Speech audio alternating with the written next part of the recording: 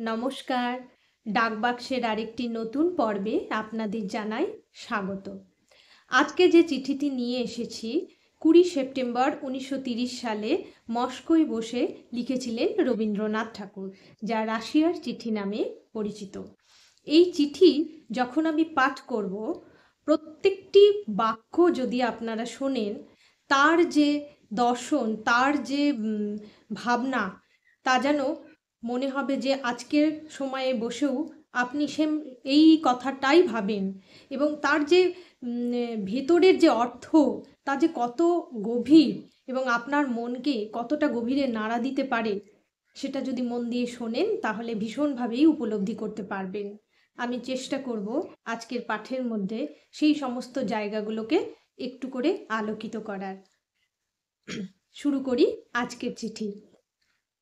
লিখছেন, রাশিয়ায় অবশেষে আসা গেল। যা দেখছি আশ্চর্য ঠেকছে। অন্য কোনো দেশের মতোই নয়, একেবারে মূলে প্রভেদ রয়েছে। আগাগোড়া সকল মানুষকেই এরা সমান করে জাগিয়ে তুলেছে। তাহলে কি রবীন্দ্রনাথ ঠাকুর বলতে চাইলেন যে এদেশের সমস্ত মানুষ উচ্চ নীচ প্রভেদ ছাড়াই সকল মানুষ সমান সুযোগের অধিকারী? ভারতবর্ষে যা তিনি পাননি, পরের অংশ পড়লে সেই বিষয়টি আপনাদের কাছে আরো সুন্দরভাবে পরিষ্কার হবে। চিরকালই মানুষের সভ্যতায় এক দল অখ্যাত লোক থাকে।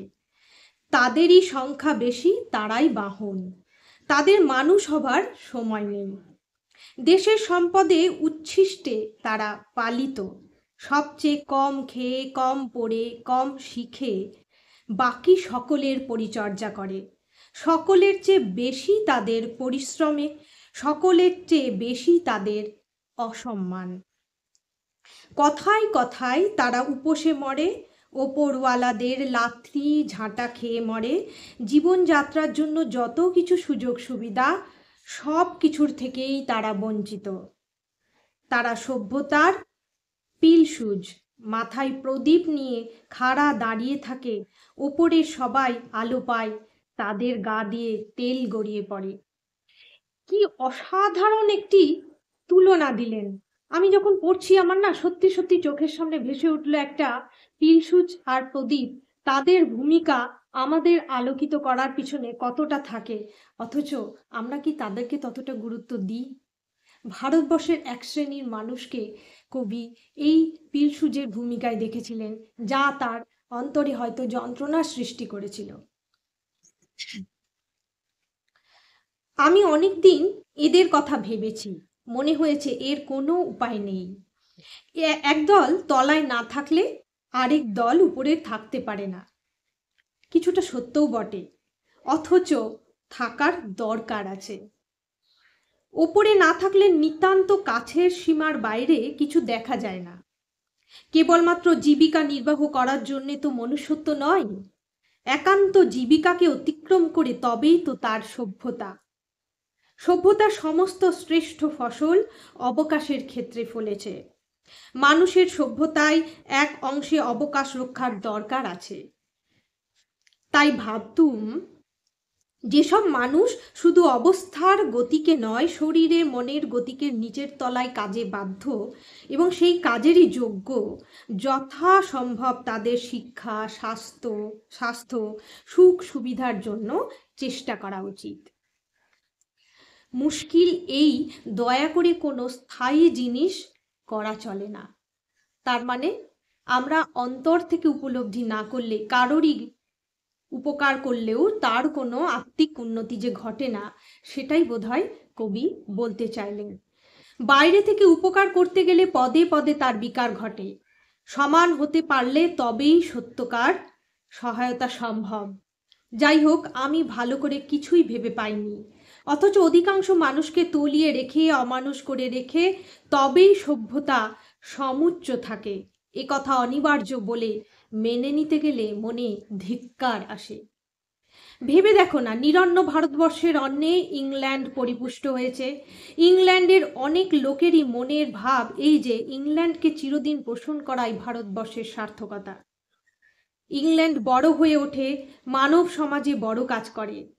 এই উদ্দেশ্য সাধনের জন্যে চিরকালের মতো একটা জাতিকে দাসত্বে বদ্ধ করে রেখে দিলে দোষ নেই। এই জাতি যদি কম খায়, কম পড়ে, তাতে কি যায় আসে? তবুও দয়া করে তাদের অবস্থার কিছু উন্নতি করা উচিত, এমন কথা তাদের মনে জাগে। কিন্তু 100 বছর হয়ে গেল, পেলুম শিক্ষা, না পেলুম স্বাস্থ্য, না পেলুম সম্পদ। প্রত্যেক মানুষের নিজের ভেতরেও এই একই কথা। যে মানুষকে মানুষ সম্মান করতে পারে না, সে মানুষকে মানুষ উপকার করতেও অক্ষম। তাহলে আমরা যে যারা সমাজ সম্পর্কে ভাবি, গরিব মানুষ, অবহেলিত মানুষদের সম্পর্কে ভাবি, সেই ভাবনার পেছনে যদি আমাদের মনে অন্তরের আবেগ না থাকে, কষ্টটা যদি সম অনুভূতি না হয়, তাহলে সত্যিই কি সেই মানুষের উপকার করা যায়? অন্তত যখনই নিজের স্বার্থে এসে ঠেকে, তখনই মানুষ মারামারি কাটাকাটি করে। রাশিয়ায় একেবারে গোড়া ঘেঁষে এই সমস্যার সমাধান করার চেষ্টা চলছে। কবি বলছেন, যা ভারতবর্ষের সমস্যা, রাশিয়ার যদিও বা সেই সমস্যা কিছু ছিল, তার একটা সমাধানের চেষ্টা চলছে একদম মূল স্তর থেকে। তার শেষ ফলের কথা এখনো বিচার করার সময় হয়নি, কিন্তু আপাতত যা চোখে পড়ছে তা দেখে আশ্চর্য হচ্ছি। আমাদের সকল সমস্যার চেয়ে বড় রাস্তা হচ্ছে শিক্ষা। এতকাল সমাজের অধিকাংশ লোক শিক্ষার পূর্ণ সুযোগ থেকে বঞ্চিত।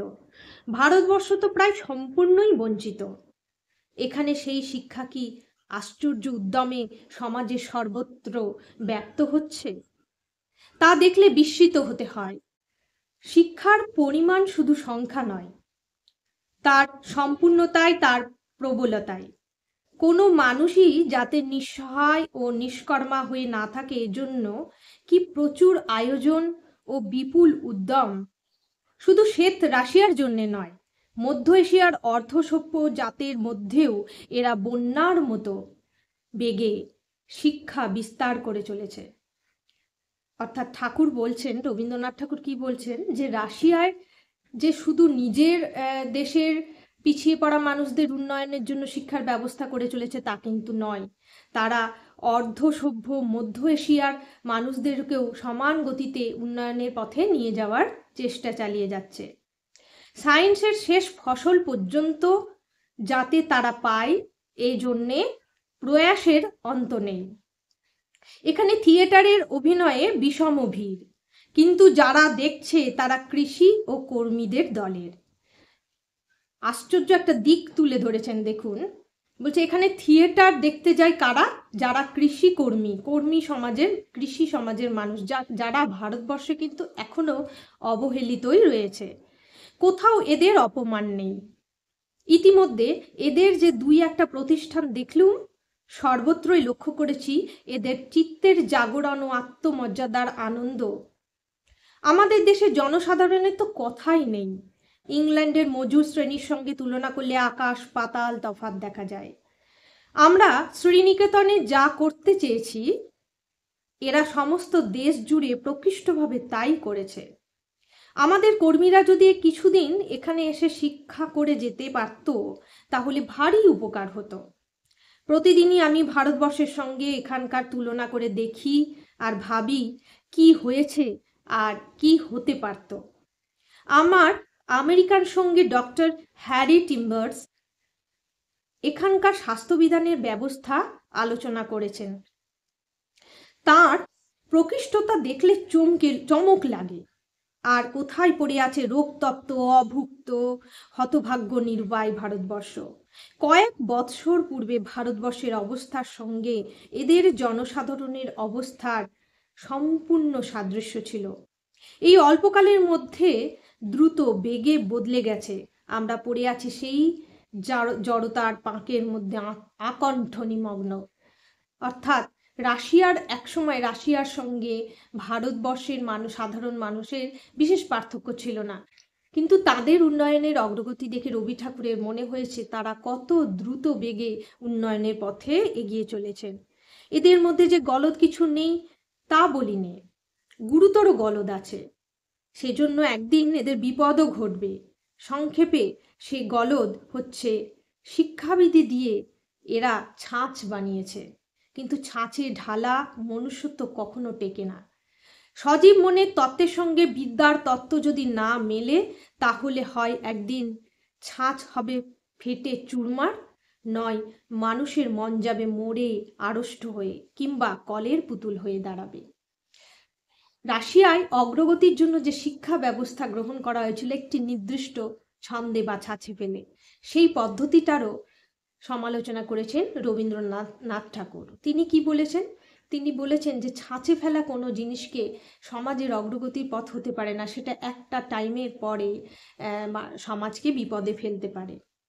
এখানকার ক্লাবের ছেলেদের মধ্যে বিভাগ করে কর্মের ভার দেওয়া হয়েছে দেখলুম। ওদের আবাসের ব্যবস্থা সম্বন্ধে একদল স্বাস্থ্য, একদল ভাণ্ডার ইত্যাদি নানা রকম তদারকের দায়িত্ব নেয়।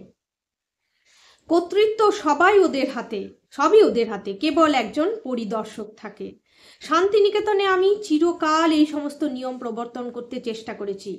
এই যে কিছু মানুষের হাতে ভাগ করে দায়িত্ব দেওয়া, এরকম একটা সুষ্ঠু নিয়মেই শান্তিনিকেতন চালাতে চেয়েছিলেন, কিন্তু তিনি ব্যর্থ হয়েছেন সেটা বলছেন। কেবলই নিয়মাবলী রচনা হয়েছে, কাজ কিছু হয়নি। তার অন্যতম কারণ হচ্ছে স্বভাবতই পাঠ বিভাগের চরম লক্ষ্য হয়েছে পরীক্ষায় পাশ করা, আর সব কিছুই উপলক্ষ, অর্থাৎ হলে ভালোই, না হলেও ক্ষতি নেই। আমাদের অলস মন জবরদস্ত দায়িত্বের বাইরে কাজ বাড়াতে অনিচ্ছুক।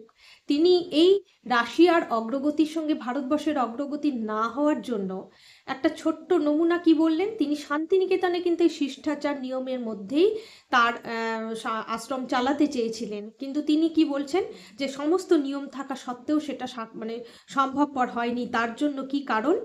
না, এখানে যে পাঠ দেওয়া হয়, শিক্ষা দেওয়া হয়, তার মূল উদ্দেশ্য হয় পরীক্ষায় পাশ করা, আর পাওয়ার কোনো লক্ষ্য, কোনো উদ্দেশ্য হলে ভালো, না হলেও আমার চলে যাবে, এই যদি কারোর নীতি হয়, তাহলে সেখানে উন্নয়ন কখনোই সম্ভবপর হয় না।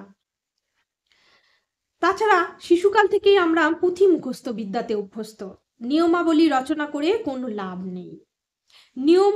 নিয়ামকদের পক্ষে যেটা আন্তরিক নয়, সেটা উপেক্ষিত না হয়ে থাকতে পারে না। অর্থাৎ আমরা কিছুটা নিয়মের কলের পুতুলের মতনই চলি, সব কাজ আমরা আন্তরিকভাবে করতে চাই না, কিন্তু যে কাজে আন্তরিকতা নেই সে কাজ কখনোই সফল একটা পথ দেখাতে পারে না। গ্রামের কাজ ও শিক্ষাবিধি সম্বন্ধে আমি যেসব কথা এতকাল ভেবেছি, এখানে তার বেশি কিছু নেই। কেবল আছে শক্তি, আছে উদ্যম, আর কার্যকর্তাদের ব্যবস্থা বুদ্ধি। আমার মনে হয় অনেকটাই নির্ভর করে গায়ের জোরের উপর। ম্যালেরিয়ায় জীর্ণ অপরিপুষ্ট দেহ নিয়ে সম্পূর্ণ বেগে কাজ করা দুঃসাধ্য। এখানকার শীতের দেশের লোকের হাড় শক্ত বলেই কাজ এমন করে সহজে এগোয়। মাথা গুনতি করে আমাদের দেশের কর্মীদের সংখ্যার নির্ণয় করা ঠিক নয়। তারা পুরো একখানা মানুষ নয়। কি আশ্চর্যভাবে শেষ করেছে না? অবাক লাগছে যে আমাদের দেশে কর্মী সংখ্যা হয়তো বেশি, কিন্তু সেই দিয়ে কাজ হবে না যতক্ষণ না একটা মানুষ, প্রকৃত অর্থে সম্পূর্ণ মানুষ, শিক্ষায়, স্বাস্থ্যে, বুদ্ধিতে, বিচারে, সুযোগ সুবিধায় সম্পূর্ণরূপে পরিণত একটা মানুষ হয়ে উঠছে, ততক্ষণ পর্যন্ত না একটি দেশের অগ্রগতি সম্ভব, না সমাজের, না মনুষ্য জাতির উন্নয়ন সম্ভব। আর যেটা দরকার সেটা হচ্ছে সকল স্তরের মানুষের প্রতি সম্মান, অন্তরের ভালোবাসা দিয়ে একটা পরিপূর্ণ কাজ করার মানসিকতা যদি আমরা গড়ে তুলি, এই আমরা ভারতবাসীরা, তাহলে আমাদের ভারতবর্ষ নিয়েও গর্বের ভরে এরকম চিঠি আরও কত মানুষ হয়তো লিখে যাবেন। ইতিহাসের খাতায় সে সমস্ত লেখা হবে। আমরা আশা রাখি, তাদের দেখানো পথ ধরে চলার চেষ্টা যদি করি, কিছুটা তো সফল হবই। আজ এই পর্যন্তই থাক ডাকবাক্সের কথা। আগামী পর্বে আবার নতুন একটা কিছু নিয়ে আসব, যা আমার আত্মিক উন্নতির কাজে ভীষণভাবে সাহায্য করবে বলেই মনে করি। সকলে ভালো থাকবেন, সুস্থ থাকবেন। আজ এই পর্যন্ত থাক। আজ তবে আসি।